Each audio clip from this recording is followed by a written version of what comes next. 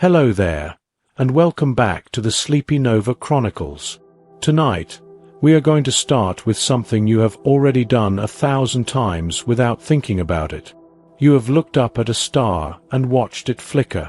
Maybe it was on a night when you happened to step outside and the sky was clearer than usual. Maybe it was on a camping trip, or a drive through somewhere far from city lights, or simply a moment when you looked up from your front step and caught a single bright point of light trembling at the edge of the dark. You watched it for a second or two. It pulsed. It shifted, white to faint blue to almost orange and back again, in a rhythm too fast to follow and too irregular to predict. And then you went back inside, or back to whatever you were doing, carrying that small flicker with you without quite knowing why it stayed. It stays because it is genuinely beautiful, and because somewhere beneath the part of the mind that names and categorizes and moves on, something older and quieter recognized what it was seeing. Something ancient, reaching across an unimaginable distance, trembling just slightly as it arrived. Tonight, we are going to sit with that flicker. We're going to follow it all the way back through the atmosphere that bends and scatters starlight on its final approach to your eyes, back through the hundreds and thousands and sometimes millions of years that light spent traveling before it got here, back to the moment it was made, inside a star so far away that the distance has no practical meaning for any human life, and yet the light arrived anyway, reliably, on this particular night, in time for you to see it. We are going to learn what the flicker actually is, and what the light actually is, and what it means, in the quietest, most patient sense of that word, that it reached you at all. But before any of that, I want you to do something. I want you to let the day go. Not all at once. Not by force. Just allow it to begin loosening, the way things loosen when you stop holding them quite so tightly. Whatever the day was, whatever it asked of you, whatever it gave you, whatever it left unfinished and still turning at the back of your mind, it is allowed to wait. It has been waiting since the moment you pressed play on this, which means some part of you already decided that what you needed right now was not more thinking, not more doing, but something quieter. Something that moves at the pace of a night sky rather than the pace of everything else. You were right about that. You usually are, about what you need. So let yourself arrive here, fully, in whatever position you have found. Let the weight of your body settle into whatever is holding it.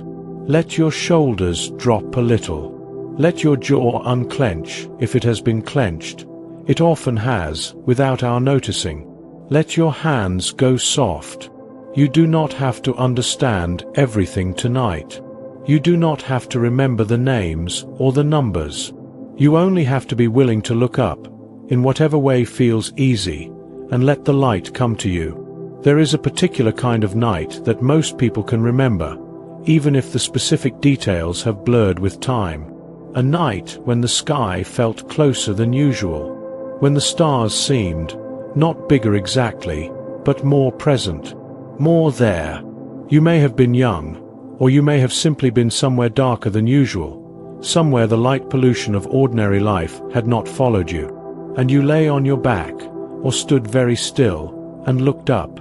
And the stars were not the flat, distant, decorative things they can seem in a city sky. They were vivid. They were three-dimensional, almost. They seemed to exist at different depths, some closer and some unimaginably far, layered into the dark in a way that made the sky feel less like a ceiling and more like a window. And they flickered. Not all of them, and not all the time, and not all in the same way. But enough of them, enough of the time, that the sky felt alive, breathing, almost. The light was not still. It moved, not in position, not in any way you could track, but in quality, in the texture of its brightness.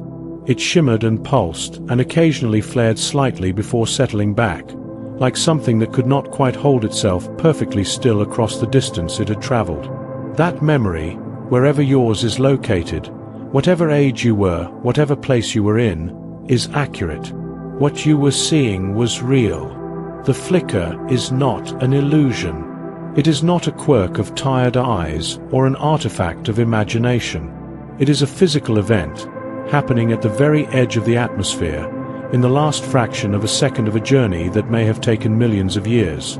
The light left its star, some of it before human beings existed, some of it before the Earth had the continents in the shapes we recognize on any map, some of it so long ago that the star itself may no longer be there, may have already transformed into something else, and the light is still traveling, still faithful, still arriving.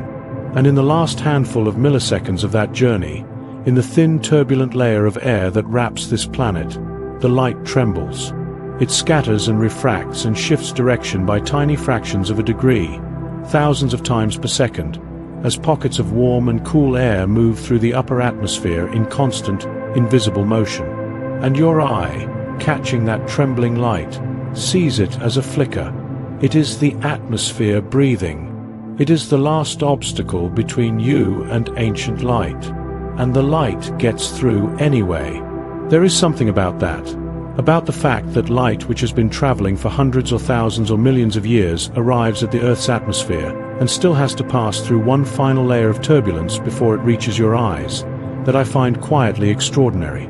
Not in a grand or dramatic way, in the way that small, persistent, improbable things are extraordinary, in the way that something continuing is extraordinary, when you consider how much could have interrupted it. The star had to exist in the first place, had to fuse enough hydrogen in its core to generate the energy that eventually escaped as light, had to send that light in the right direction, or rather in all directions, since stars do not aim, they simply shine. And one particular photon, out of an almost incomprehensible number of them, had to travel in precisely the direction of a small rocky planet orbiting an unremarkable star in a quiet arm of an ordinary galaxy, had to cross whatever distance separated them, maintaining its speed, maintaining its direction, undisturbed by gravity's gentle tugging, unabsorbed by whatever diffuse gas and dust lay between here and there, had to reach the edge of this planet's atmosphere, had to survive the last few kilometers of turbulent air, and had to arrive at exactly the moment when your eyes happen to be looking at that particular piece of sky. The odds of that specific photon reaching your specific eyes are so small that the mathematics of it disappear into abstraction. And yet it happens continuously, every clear night, for every person who looks up. The sky is full of light that made it through, full of ancient arrivals, each one the end of an unimaginable journey, trembling slightly as it crosses the finish line. Every flicker is a delivery, a piece of light that started somewhere unimaginably distant and old, and traveled faithfully through the dark, and arrived, tonight, at your eyes, trembling, just in time. Tonight, we are going to follow that light. We are going to begin with the flicker itself, with the atmosphere and the physics of what happens to starlight in those final seconds of arrival. We are going to learn what the turbulence is, and why some stars flicker more than others, and why planets, seen through the same atmosphere, hold steady while stars shimmer. And that distinction, when you understand it, will tell you something beautiful about distance, about how far away a star really is, compared to anything else we can see in the sky. Then we are going to follow the light back further, past the atmosphere, into the space between stars, into the deep quiet of interstellar travel. We are going to learn what light actually is, in the way that physics understands it, and what it means to say that something is traveling at the speed of light for 1,000,000 years. We are going to spend time with the stars themselves, the furnaces that make the light, the nuclear processes that have been running inside them for billions of years, the different colors of starlight and what they tell us about temperature and age and the particular biography of each star. And then, at the end, we are going to bring it back here, back to you, back to the particular night you are lying in, the particular sky above your particular part of this planet, the particular light that is falling on the other side of whatever ceiling or wall or darkness is above you right now. Because the light is still falling. Even now, even as you lie still, photons that started their journey hundreds and thousands of years ago are completing it, passing through the atmosphere, reaching the surface of this planet, landing on everything. On the ground, on the trees, on the walls of wherever you are. On you, ancient light, arriving quietly, while you rest. If these gentle journeys through the quiet and the extraordinary bring you something, a little peace, a little wonder, a few hours of better sleep, I would be grateful if you shared that with a like or a comment, or passed this along to someone who might need a quiet evening. It helps other tired minds find their way here. But now there is nothing left to do. Nothing to figure out. Nothing that needs your attention tonight that cannot wait until morning. And most things, honestly, can wait until morning. They always feel more manageable then. Everything does, after sleep. So let your body settle completely into wherever it is. Let your breathing find its own rhythm, easy and unforced, the way it always breathes when you stop thinking about it. Let your eyes grow heavy, if they have not already. Let the sounds around you soften into background, into texture, into the ambient hum of a world that is continuing perfectly well without your management of it tonight. Above you, or somewhere above the roof, above the ceiling, above however many floors of building or sky separate you from the open air, there is a night sky. And in that sky, if it is clear, there are stars. And those stars are flickering, as they always flicker, as they have flickered on every clear night in the history of this planet. Ancient light, still arriving, still trembling, just slightly, at the end of its long journey, still finding its way through. Let's begin. The flicker is a lie, not a deceptive one. Not a lie that hides something ugly or diminishes what you are seeing. It is a lie in the way that a reflection in moving water is a lie. The image trembles and distorts, but the thing being reflected is real, and solid, and completely undisturbed by the surface that is making it dance. The star is not flickering. The star is doing what stars do, burning with extraordinary, continuous, almost incomprehensible steadiness, fusing hydrogen into helium in its core at a rate that has been running without interruption for millions or billions of years. It is not trembling. It is not pulsing in the rhythm your eyes perceive. It is, if anything, one of the most stable and consistent energy sources in the known universe, a nuclear furnace that has been running at essentially the same temperature and the same luminosity for longer than the Earth has existed. The flicker happens here, on this end of the journey, in the last few kilometers of a trip that may have taken millions of years. And understanding exactly how and why it happens will tell you something extraordinary, not just about the atmosphere, but about distance and light, and the particular way the universe chooses to deliver its most ancient messages. What is actually happening in those final kilometers? The Earth's atmosphere is not still. It has never been still, not for a single moment in the 4.5 billion years it has existed.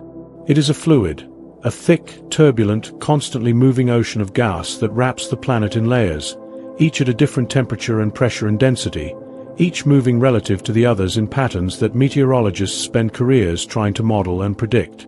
When light from a distant star enters the atmosphere, it is traveling in a perfectly straight line at the speed of light, approximately 299,792 kilometers per second, and it has been doing so, without deviation, for however long its journey took. Then it hits the atmosphere, and the atmosphere is not a uniform medium. It is full of pockets, bubbles and columns and sheets of air at slightly different temperatures, moving past each other, mixing and separating and mixing again in constant, invisible turbulence. Every time light passes from one medium into another, from a pocket of warm air into a pocket of cool air, from a denser layer into a less dense one, it refracts. It bends, very slightly, changing direction by a tiny fraction of a degree. In the atmosphere, this happens not once but thousands of times per second as the starlight descends through layer after layer of turbulent, unevenly heated air. Each tiny refraction nudges the light in a slightly different direction. Each nudge is minuscule, but the cumulative effect, by the time the light reaches your eyes, is that the apparent position of the star is shifting, slightly, constantly, too fast for the eye to follow as movement, but clearly perceptible as a trembling, shimmering instability in the light itself. That is the flicker.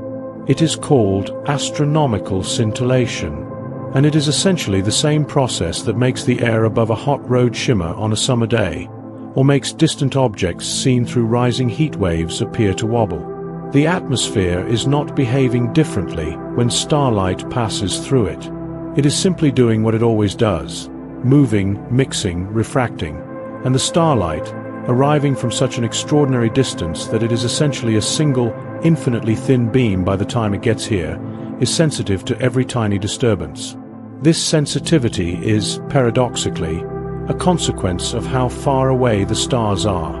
Why planets do not flicker, and what that tells you about distance. Here is the detail that, once you know it, changes the way you look at the night sky forever. Planets do not flicker. If you have ever looked at the night sky with any attention, you may have noticed that some of the bright objects hold their light steady and some do not. The ones that shimmer and pulse are stars. The ones that shine with a calm, unwavering steadiness, often brighter than most stars, sometimes with a faint color to them, sometimes moving perceptibly against the background of fixed stars over the course of weeks and months. Those are planets. This is not an accident. It is not a coincidence. It is a direct, physical consequence of distance. A star, even the nearest star to our Sun, Proxima Centauri, at a distance of approximately 4 light years, is so far away that it appears in the sky as a perfect geometric point. Not because it is actually a point, of course. Stars are enormous. The Sun is roughly 1.4 million kilometers in diameter. Proxima Centauri, though smaller, is still a physical sphere of significant size. But at 4 light years of distance, even the largest telescope that has ever been built struggles to resolve a star as anything other than a point of light. The star is so far away that its physical size is, for practical purposes, irrelevant to how it appears to us. It is a point, and a point source of light, passing through a turbulent atmosphere, is exquisitely sensitive to every tiny deflection. There is only one path the light can take. There is no width to it. When the atmosphere nudges that single beam, the whole star appears to move, and so it flickers. A planet is different, not because planets are bigger than stars, they are much, much smaller, but because planets are incomparably closer. Jupiter, at its farthest from Earth, is still less than 1 billion kilometers away. That sounds enormous, but compared to the distance to even the nearest star, which is approximately 4 light years, or roughly 40 trillion kilometers, 1 billion kilometers is practically in the same room. And because Jupiter is so much closer, it does not appear as a perfect point in the sky. It appears, even to the naked eye, as a tiny disk, a source of light with physical width, however small. When the atmosphere refracts the light from one part of that disk, the light from other parts of the disk is being refracted slightly differently, in slightly different directions. All of those deflections average out. The turbulence that would make a point source shimmer is smoothed away when the source has width, because the distortions cancel each other across the disk. So Jupiter holds steady, Venus holds steady, Mars holds steady, and the stars flicker. The next time you are outside on a clear night and you see a bright object in the sky, you can tell immediately whether it is a planet or a star by this one simple test. Does it shimmer? Then it is a star, a sun, an entire nuclear furnace, so far away that all of its light arrives through the same infinitely thin thread. Does it hold still? Then it is a planet, a world, something made of rock or gas, something you could in principle travel to, something close enough that its light arrives on a wide enough beam to survive the atmosphere's turbulence without shaking. The flicker is a distance meter, a way of reading the depth of the sky without any instruments at all. The light itself is older than you can comfortably imagine. Now follow the light back further, past the atmosphere. into the space between here and the star that made it. The light you see when you look at a star left that star in the past. This is not a metaphor or a poetic way of speaking. It is a precise, physical, measurable fact.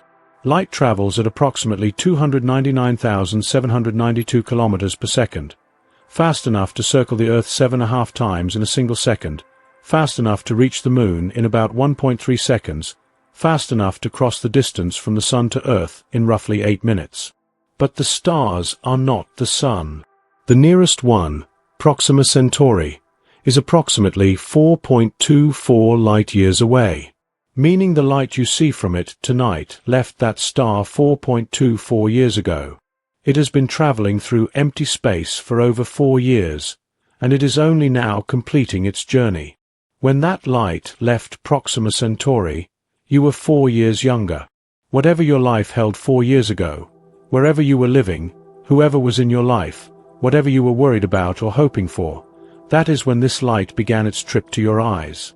But Proxima Centauri is the nearest star. The stars you can see on a clear night span an enormous range of distances.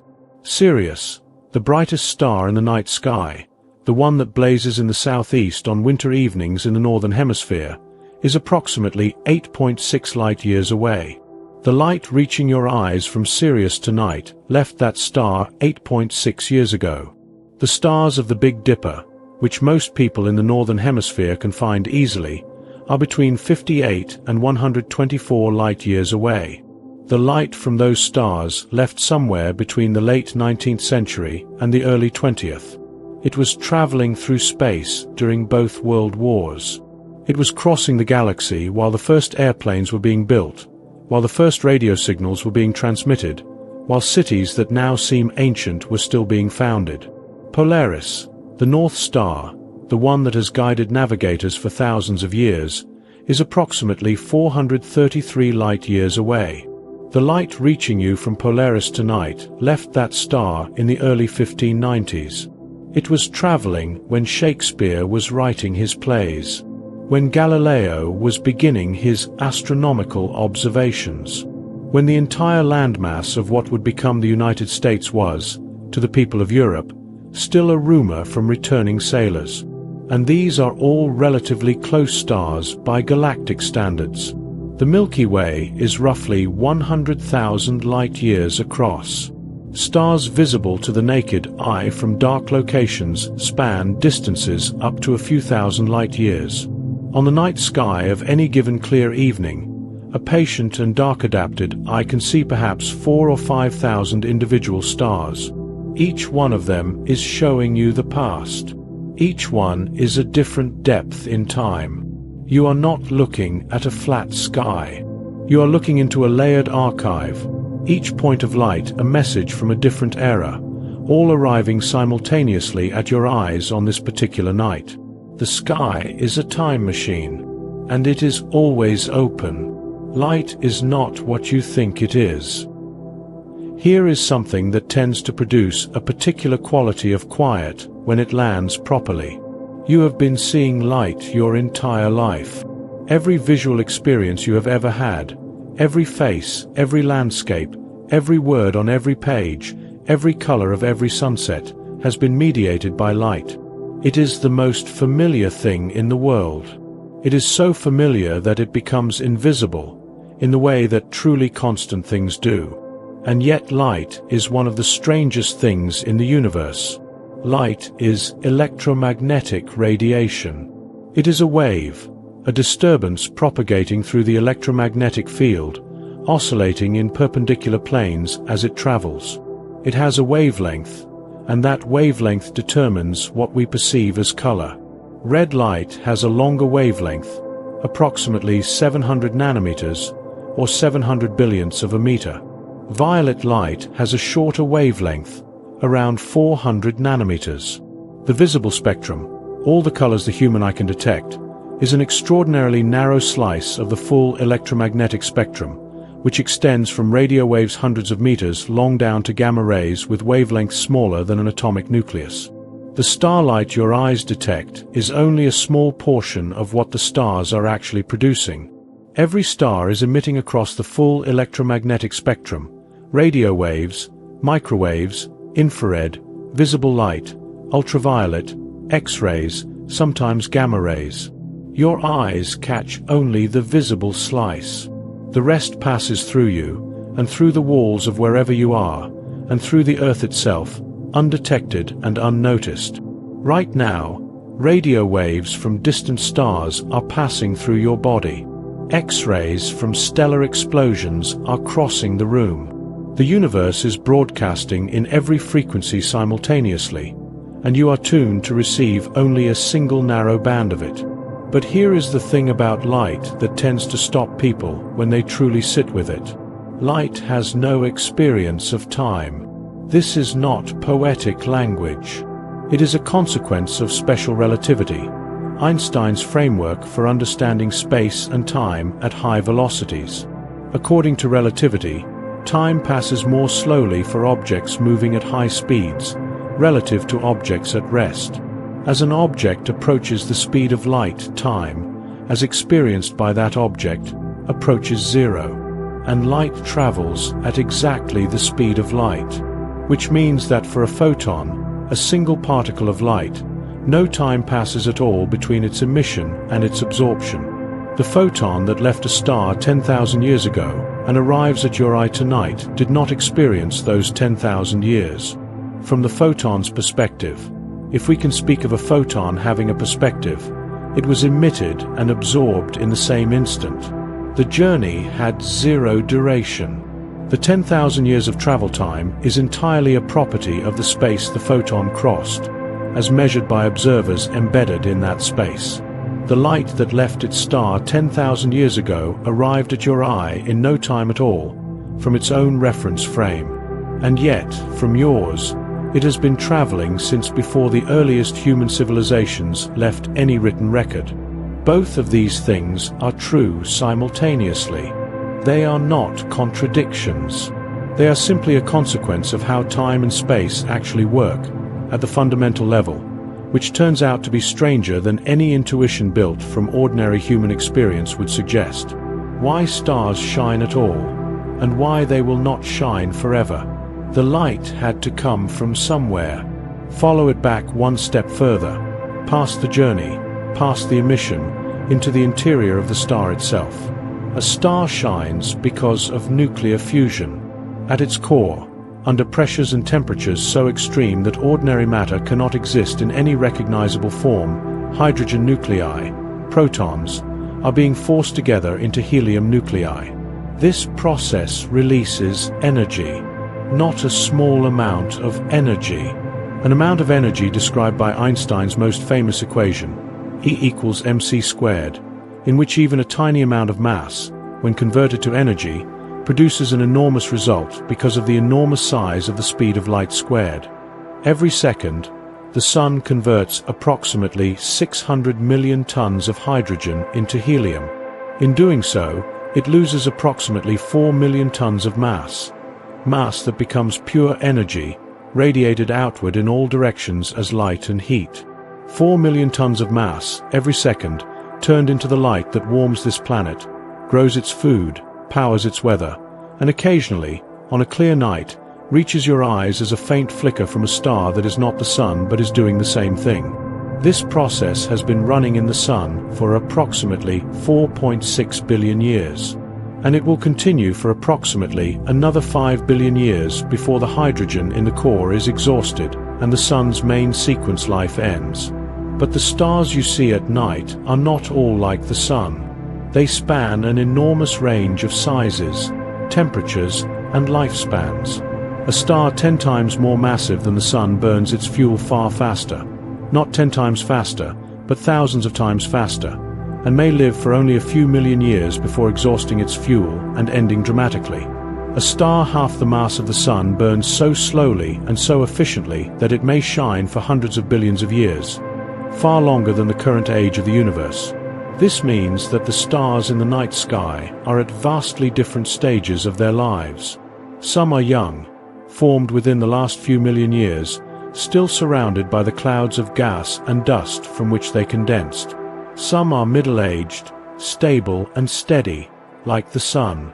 Some are old, swelling toward the end of their hydrogen reserves, beginning the transformation that will eventually turn them into red giants, or white dwarfs, or, in the most massive cases, the extraordinary violence of a supernova. You cannot tell, just by looking, which stage each star is in. The flicker does not tell you. The brightness does not tell you. What tells you is the color. The color of a star's light tells you its temperature, and its temperature tells you its story. This is one of the most elegant facts in all of astronomy, and it requires no instruments to begin appreciating. Stars are not all the same color. Most people, looking at the night sky casually, see them as white or perhaps faintly yellow. But on a dark, clear night, with eyes that have had time to adjust, the color differences become perceptible. Betelgeuse, the bright star at Orion's shoulder, has a distinctly reddish-orange tint. Rigel, at Orion's foot, is noticeably blue-white. Capella, high in the winter sky, has a warm yellow glow.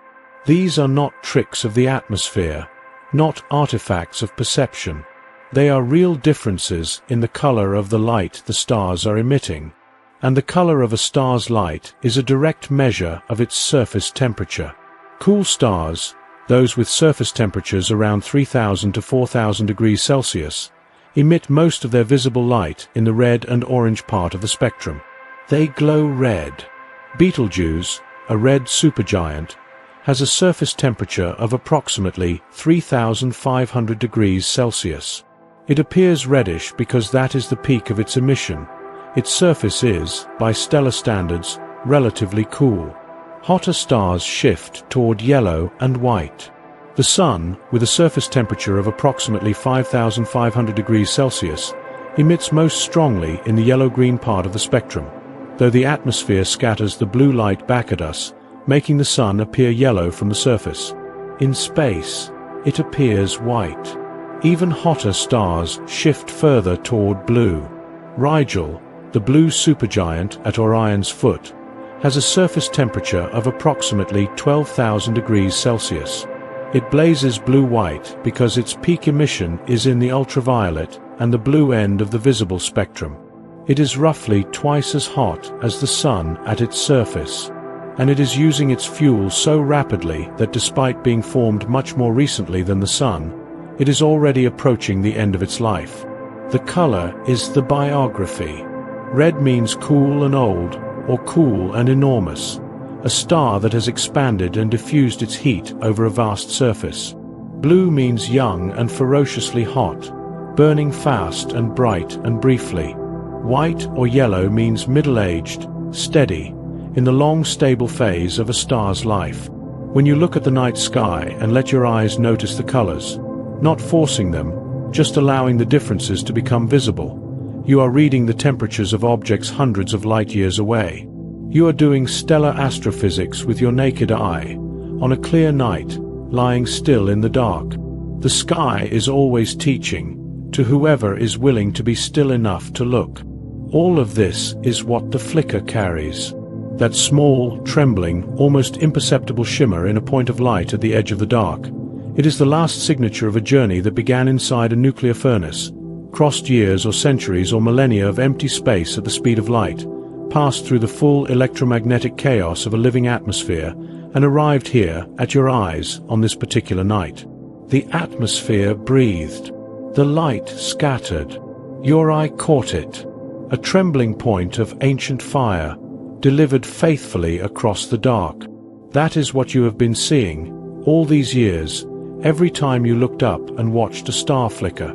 It was never just flickering. It was arriving. We have been close to the ground, up until now. We have stood at the edge of the atmosphere and watched light arrive, trembling, scattering, refracting through the last few kilometers of turbulent air before it reaches the eye. We have followed that light backward along its path, into the cold silence of interstellar space, and further back still into the interior of the star that made it. We have learned what light actually is, And what color tells us about temperature? And what temperature tells us about a star's age and fate? These are intimate facts, in a way. The physics of a single photon on a single journey, examined closely. But a photon does not travel alone. And the star that made it does not exist alone. And the galaxy that contains that star does not exist alone. And when you begin to pull back, when you widen the frame from the journey of one particle of light to the full architecture of a universe in which light has been traveling in every direction for nearly 14 billion years, something happens to the scale of the story that is difficult to prepare for. It does not get overwhelming. It gets quieter. The bigger the frame, the more still the picture becomes. And the more still it becomes, the easier it is to rest inside it. The universe has been filling with light since almost the very beginning. Approximately 13.8 billion years ago, the universe began in a state of extraordinary density and temperature, what physicists call the Big Bang, though the name undersells the strangeness of it. This was not an explosion in the conventional sense. There was no pre-existing space for something to explode into. Space itself was created in that moment, along with time, along with matter, along with energy. Everything that exists, every atom in your body, every star in every galaxy, every photon of light that has ever traveled through the cosmos, was contained in that initial state, and has been expanding and cooling and evolving ever since. For the first approximately 380,000 years after the Big Bang, the universe was so hot and so dense that light could not travel freely. The matter was ionized, electrons and protons moving separately, not yet bound into atoms, and light was constantly scattering off free electrons, unable to get anywhere. The universe was opaque, a fog of hot plasma, bright and impenetrable, in which light was trapped. Then, as the universe expanded and cooled to approximately 3,000 degrees Celsius, something happened. The electrons and protons combined into neutral hydrogen atoms. And suddenly, for the first time in the history of the universe, there was nothing for light to scatter off. The fog lifted. The universe became transparent. And all the light that had been trapped in that fog, an enormous, universe-filling flash of electromagnetic radiation, was released simultaneously in every direction. That light is still traveling. It has been traveling for 13.8 billion years, cooling and stretching as the universe has expanded, shifting from visible light into microwave radiation. It is now so cold and so stretched that it is invisible to the human eye. But it is everywhere. It fills the universe uniformly, arriving from every direction in equal measure. Astronomers call it the cosmic microwave background, the oldest light in the universe. The afterglow of the moment matter and radiation decoupled and the universe became clear. It passes through you right now, as you lie still. Ancient light, 13.8 billion years old, passing through your body from every direction, cold and invisible and completely harmless. The oldest thing that exists in any form that travels, still traveling, still filling the universe with its ancient presence. Everything that has come after, every star, every galaxy, every photon you have ever seen with your eyes, is younger than that first light. Stars have been making light for most of the universe's history. The first stars formed approximately 100 to 200 million years after the Big Bang, a period astronomers sometimes call cosmic dawn. The universe had cooled enough for hydrogen and helium gas to begin collapsing under gravity into the dense clouds that would eventually ignite into stars. Those first stars were nothing like the stars that exist today. They formed from pure hydrogen and helium, the only elements that existed at that point, forged in the first few minutes after the Big Bang. They had no carbon, no oxygen, no iron, no silicon. The periodic table, as we know it, was almost entirely empty, and because they formed from pure hydrogen and helium, without the cooling effects that heavier elements provide, those first stars were extraordinarily massive. Some of them may have been hundreds of times more massive than the Sun, so large, so hot, so luminous that they burned through their fuel in a few million years and ended in supernovae of staggering energy, scattering the heavier elements they had forged in their cores across the surrounding gas. Those scattered elements, carbon, oxygen, nitrogen, iron, all the elements that make up rocky planets and living things, were the raw material for the next generation of stars. And the next. Each generation of stellar birth, life, and death enriched the surrounding gas with heavier elements, making the next generation slightly different, slightly more chemically complex. The Sun is a third-generation star, at minimum. The material it formed from had already been through the cores of at least 2 previous generations of stars. The carbon in your body was forged in a star that existed and died before the Sun was born. The iron in your blood was forged in the core of a massive star and expelled in a supernova explosion billions of years ago. Every atom in the universe that is heavier than helium was made inside a star. Stars are not just sources of light. They are the universe's factories, the only places where matter is transformed from simple hydrogen into the complex chemistry that makes planets, and oceans, and life, and the particular arrangement of atoms that is capable of lying still in the dark and looking up at the light those factories are still producing. You are made of star-processed matter, looking at the stars that are still processing matter, on a planet assembled from the output of stars that no longer exist. The galaxy you live in is itself a structure made of ancient light and ancient dark. Pull the frame wider still. The Sun is one star among approximately 200 to 400 billion stars in the Milky Way galaxy. Those stars are arranged in a flattened disk roughly 100,000 light-years across, with a central bulge and a set of spiral arms winding outward through the disk. The Sun sits roughly 26,000 light-years from the galactic center, in a relatively quiet region between 2 of the major spiral arms, a place sometimes called the local arm or the Orion spur. The Milky Way has been assembling itself for approximately 13.5 billion years, almost as long as the universe has existed. It began as a smaller collection of stars and gas, and has grown over time by merging with smaller galaxies and accumulating gas from its surroundings. Traces of those ancient mergers are still visible in the structure of the Milky Way today. Streams of stars in the halo that were once separate dwarf galaxies, now torn apart and absorbed, their stars winding through the outer reaches of our galaxy in long, looping orbits that preserve the memory of their original trajectory. At the center of the Milky Way sits a supermassive black hole, Sagittarius A*, with a mass approximately 4 million times that of the Sun. It is currently relatively quiet, not actively consuming large amounts of material. But the region around it is dense with old stars and clouds of gas, and the gravitational environment is intense enough that stars near the center are orbiting the black hole at extraordinary speeds, some completing a full orbit in just a few years, in orbits that would carry them from one edge of our solar system to the other in a fraction of a second by comparison. We cannot see the galactic center with our eyes. The intervening dust and gas absorbs the visible light from those central regions entirely. What we see when we look at the band of the Milky Way crossing the night sky, that soft, pale river of light, is not the center.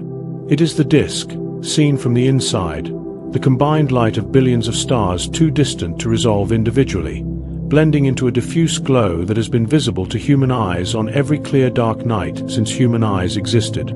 Every culture that has ever lived under a dark sky has seen it. Every tradition that has ever spent time in the dark has named it and storied it and tried to make meaning of it. The Greeks called it the galaxy, from their word for milk, and imagined it as milk spilled from the breast of Hera. The Maori called it Te Aikaroa, the long fish. Many indigenous peoples of the Americas saw a river, or a road, or a path of souls traveling between worlds. The Kung people of southern Africa described it as the spine of the night. All of them were seeing the same thing, a river of ancient light, produced by hundreds of billions of stars, crossing a sky that belonged to everyone beneath it. Beyond the Milky Way, there are more galaxies than there are stars in the Milky Way. The Milky Way is not alone. It is one of a group of galaxies, the local group, that includes the Andromeda Galaxy, the Triangulum galaxy, and approximately 50 smaller dwarf galaxies, all moving through space together, bound by their mutual gravity. The Andromeda galaxy is the most massive member of the local group, containing perhaps 1 trillion stars, significantly more than the Milky Way. It is visible to the naked eye from a dark location as a faint, elongated smudge of light in the constellation Andromeda. It is the most distant object visible to the naked eye, approximately 2.5 million light-years away. The light reaching your eyes from Andromeda tonight left that galaxy 2.5 million years ago. At that point, the genus Homo had only just appeared on Earth. Our ancestors were small-brained hominids living in Africa, making simple stone tools, with no language and no fire and no conception of the sky above them as anything other than what it appeared to be. The light from Andromeda has been crossing the universe since before human beings existed in any recognizable form, and it arrives tonight as a faint smudge that can just barely be seen without a telescope on a clear dark night, if you know where to look. And the local group is itself just one small cluster within a larger structure, the Virgo supercluster, which contains hundreds of galaxy groups and clusters spread across a region roughly 110 million light-years across. And the Virgo supercluster is itself a lobe of an even larger structure, Laniakea, a supercluster of superclusters spanning approximately 520 million light-years and containing the mass of roughly 100 million billion suns. At this scale, the Milky Way is a single point. The local group is a small smudge. The Virgo supercluster is a modest region within a vast filament of matter that stretches across a universe containing an estimated 2 trillion galaxies. More galaxies than there are stars in the Milky Way, each galaxy containing hundreds of billions of stars, each star producing light, most of that light traveling through space right now in every direction, most of it destined never to reach any eye or instrument because the universe is simply too large and the light too thinly scattered.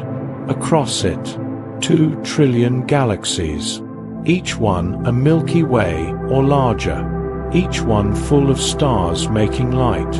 And of all that light, that almost incomprehensible ocean of electromagnetic radiation filling a universe 93 billion light-years across, a tiny, vanishingly small fraction of it is aimed, by the pure geometry of its outward journey, in the direction of this planet. And of that tiny fraction, an even smaller portion survives the trip through the atmosphere intact enough to be detected. And of that surviving portion, a further fraction lands on an eye that happens to be looking in the right direction at the right moment. And that is the flicker you see on a clear night. One photon out of a universe's worth of them, finding its way to you. Light that will never be seen, and light that has already arrived. There is a boundary at the edge of the observable universe, not a physical wall, not a place where the universe simply stops, but a horizon. The universe is expanding. Distant galaxies are moving away from us, and the further away they are, the faster they recede. A consequence T is aimed in our direction. It is traveling toward us at the speed of light, but the space beneath the expansion of space itself, rather than any ordinary motion through space. Beyond a certain distance, galaxies are receding so fast that the light they emit can never catch up to reach us. Their linus is expanding faster than the light can cross it. Those galaxies are real. They exist. There are stars in them making light right now. But we will never see them. The light will never arrive. There is a portion of the universe that is, in a fundamental and permanent sense, beyond the reach of any observation we could ever make, not because of any limitation of our instruments, but because of the geometry of an expanding universe and the finite speed of light. This is one of the genuinely strange edges of what physics tells us about reality. The universe is almost certainly larger than what we can see, perhaps vastly larger, perhaps infinitely larger, and most of its light, if it has light, will never reach us. What we can see from this planet on any given clear night is a sample, a fragment, a small illuminated region in a universe that extends far beyond any horizon we will ever reach. And within that visible fragment, that sphere 93 billion light-years across, containing 2 trillion galaxies. The light is always traveling, always crossing the distance, always carrying information about the temperature and age and chemistry of the stars that made it, always arriving somewhere after its long journey through the dark. Some of it arrives here, on clear nights, through a turbulent atmosphere, in a narrow band of visible frequencies, at the edge of the eye's sensitivity. Some of it arrives here, trembling, ancient, faithful, having crossed whatever distance it needed to cross in order to complete its journey. And it is enough. It has always been enough to look up at a flickering star on a clear night and feel something, wonder or smallness, or a particular kind of calm that comes from realizing that the scale of things is so large that your problems, however real, are genuinely small by comparison. That response is not irrational. It is not sentimental. It is the appropriate response to the actual facts. The universe is almost unimaginably large, and almost incomprehensibly old, and almost entirely empty, and most of its light will never reach any eye. And yet here you are, on a small planet, orbiting an ordinary star, in a quiet part of an unremarkable galaxy, and the light reaches you anyway, from stars hundreds of light-years away, from a galaxy 2.5 million light-years distant. From the afterglow of the moment the universe became transparent, 13.8 billion years ago. It reaches you. That is not nothing. That is, in the quietest and most literal sense, everything. We have come a long way tonight, and yet, in the way that the best journeys work, we have arrived somewhere that feels familiar, somewhere that was always here, waiting for us to come back to it with new eyes. We started with a flicker, a small, trembling point of light at the edge of the dark, the kind of thing you have seen 1,000 times without quite knowing what you were seeing. And we followed that flicker all the way back, through the atmosphere and its endless, invisible turbulence, through the cold silence of interstellar space, into the interior of a star, where hydrogen has been fusing into helium for millions or billions of years, releasing the energy that eventually escapes as light and begins its long, faithful journey outward in every direction. We learned what color tells us about temperature, and what temperature tells us about age, and what age tells us about the quiet, patient biography of every star in the sky. And then we pulled back further, into the history of the universe itself, into the first light, the cosmic microwave background, still traveling, still filling every corner of the cosmos with its ancient presence, into the first stars, forming from pure hydrogen in the darkness after the Big Bang, forging the heavier elements that would eventually become planets and oceans and living things, into the architecture of galaxies, the Milky Way, the local group, the superclusters of superclusters stretching across a universe so large that most of its light will never reach us, no matter how long we wait. It is a great deal to have held in a single evening, and now it is time to let it settle. Not to summarize it or extract a lesson from it or file it somewhere useful, just to let it rest inside you, gently, the way large things do when they are not rushed, the way starlight rests on everything it touches, without demanding anything in return. Because underneath all of it, underneath the physics and the astronomy and the deep time and the geometry of an expanding universe, there is something simpler. Something that does not require understanding. Something you already know, even if you have never had the precise language for it. You have been receiving ancient light your entire life. Every day that you have ever spent outside. Every night you have ever looked up. Every morning that has ever come through a window and fallen on your face while you were still half asleep.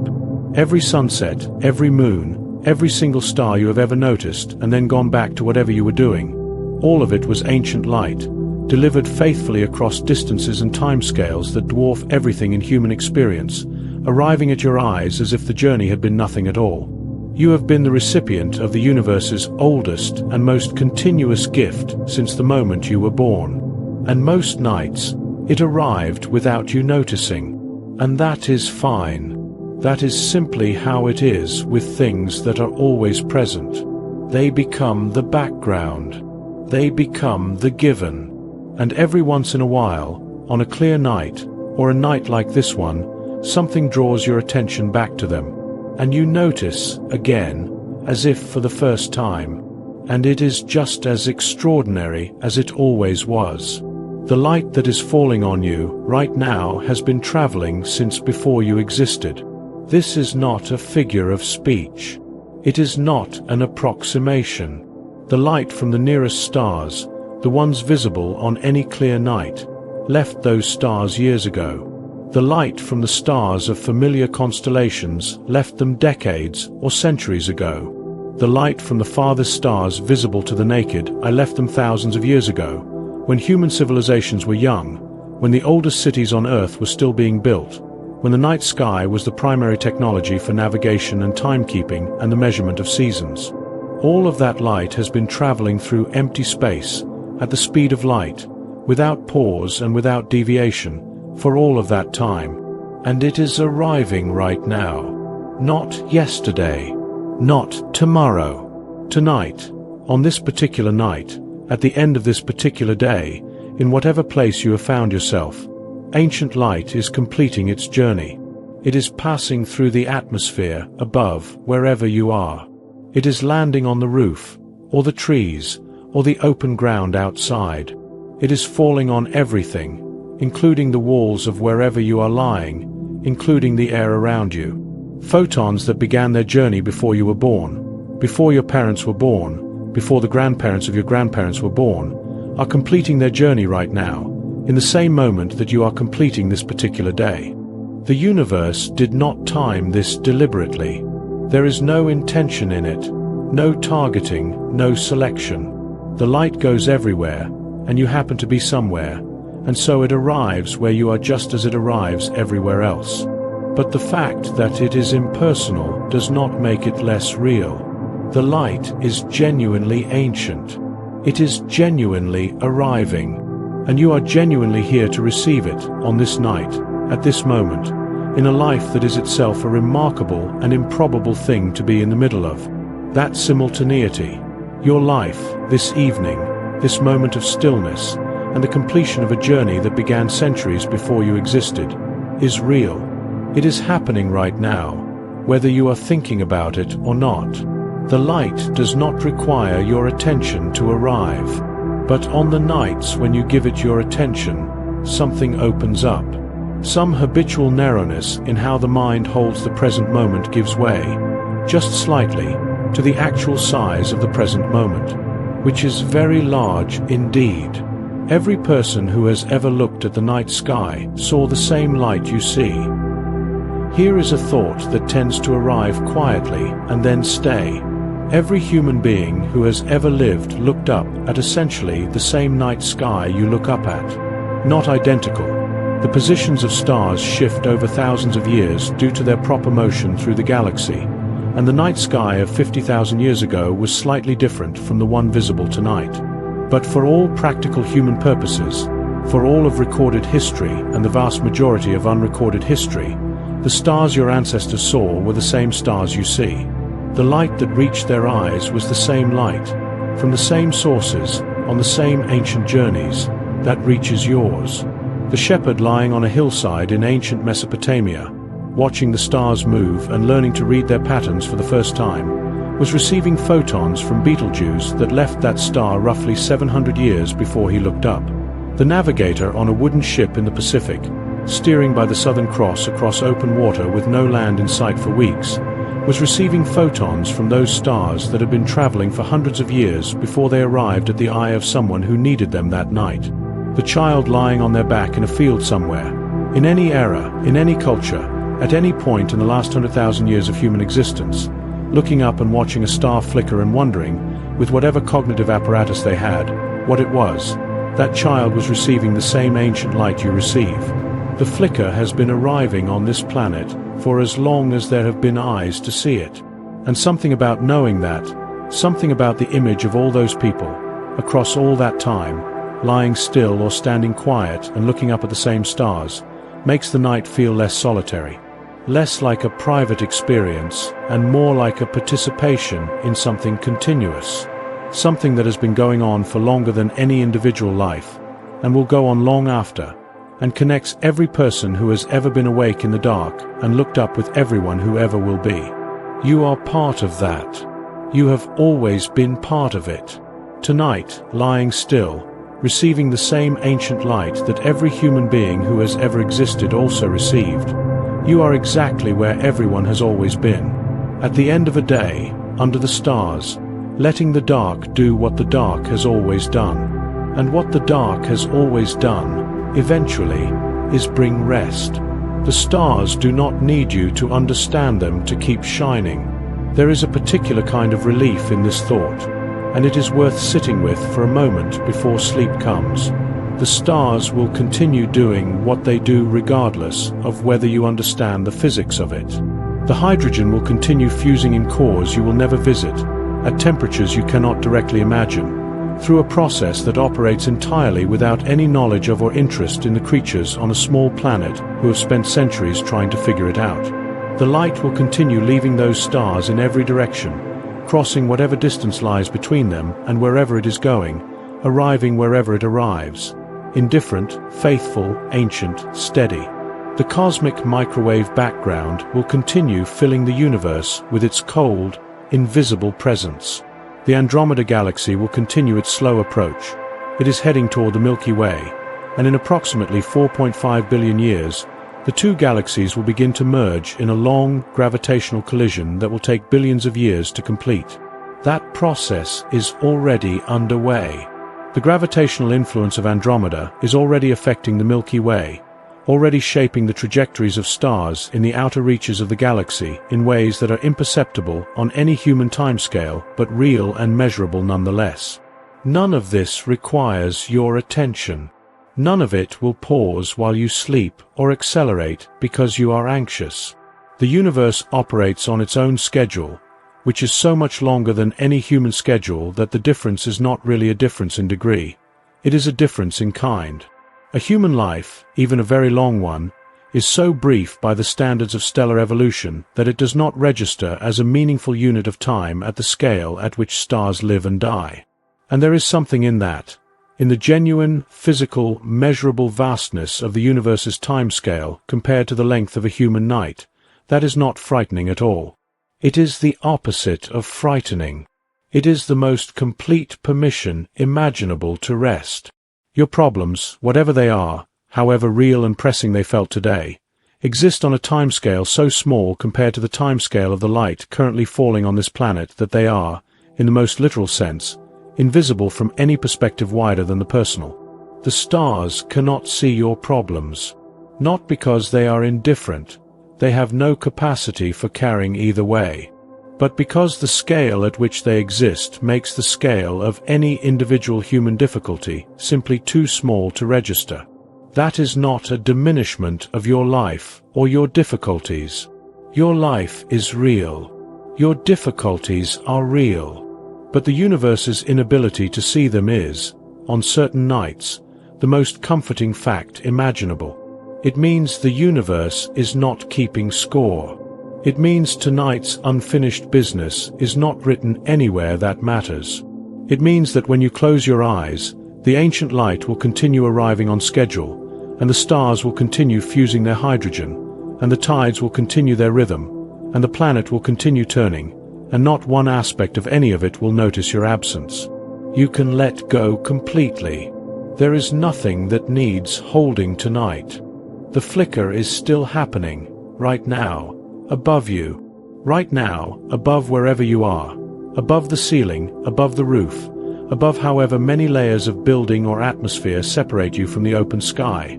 Starlight is arriving. If the sky is clear, it is landing on everything. On the street and the trees and the cars and the open ground.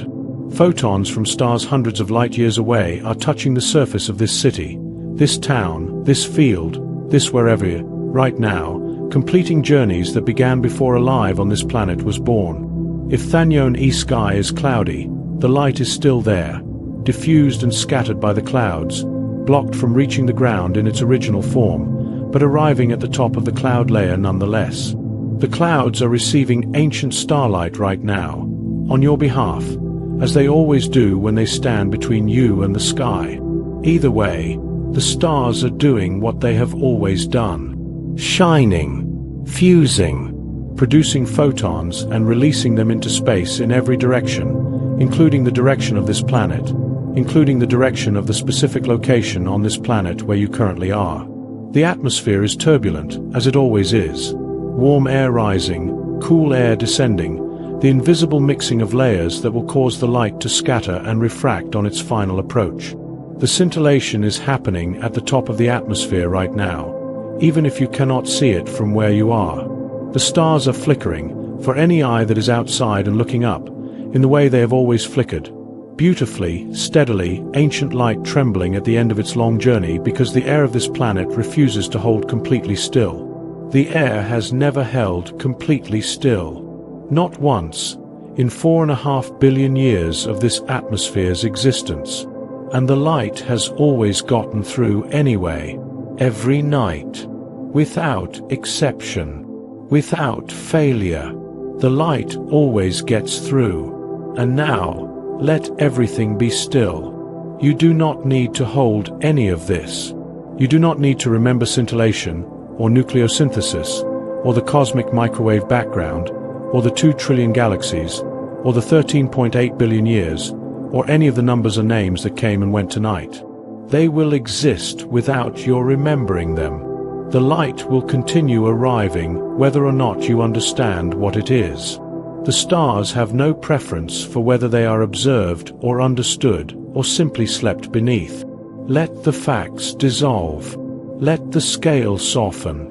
Let the images blur at the edges, the red giant and the blue supergiant, the Milky Way seen from inside as a river of pale light, the ancient Andromeda smudge in the dark, the cosmic microwave background passing through your body from every direction. Let all of it drift. What remains, when the knowledge falls away and the numbers dissolve and the names return to silence, is something that does not need words.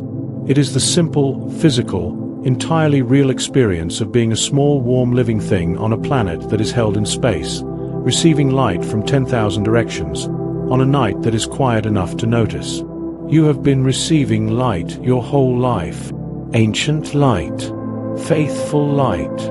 Light that crossed years and centuries to get here and arrived trembling, as if with the effort of it, and landed on your eyes and gave you the stars. That has been happening every clear night since you were born. And it will happen every clear night for the rest of your life. And on the cloudy nights, the light is still up there, still traveling, still arriving at the top of the clouds even when it cannot reach you below them. The light never stops coming. Let your breathing slow now. Let it find its own rhythm, easy and unhurried, the rhythm it always finds when you stop attending to it. Let the tension in your body release, if there is any left. Let it move downward, out through wherever you are resting, into whatever is holding you. You are lying on a planet that has been receiving ancient light for 4.5 billion years. You are made of atoms that were forged in stars that no longer exist. You are, in the most literal sense available to physics, a product of stellar light and stellar death and the long patient chemistry that followed. The universe made you out of the same material it makes everything, out of the output of stars, processed and reprocessed across billions of years, assembled into the particular and unrepeatable form of you. And right now, that particular and unrepeatable form is lying still, at the end of a day, under a sky full of light it cannot quite see, receiving, as it has always received, without knowing it, the ancient and faithful arrival of photons that began their journey before you existed and completed it tonight, here where you are. You did not have to do anything to deserve that. You did not have to earn the starlight. It was always coming in your direction, on every clear night of your life. It arrived whether you looked up or not. It arrives tonight. Let your eyes grow heavy. Let your thoughts slow to the pace of something orbital, wide, circular, unhurried, following a path so familiar that it requires no attention at all. The stars are still flickering, up above wherever you are. Ancient light, still arriving, still trembling at the end of its long journey through the dark, still finding its way through the atmosphere, through the turbulence, through all the distance and all the time that stood between its source and you. It got here. After everything, after all that distance, all that time, all those years of crossing empty space in silence, it got here. And so did you. Rest now. The light will keep arriving. It always does. Good night.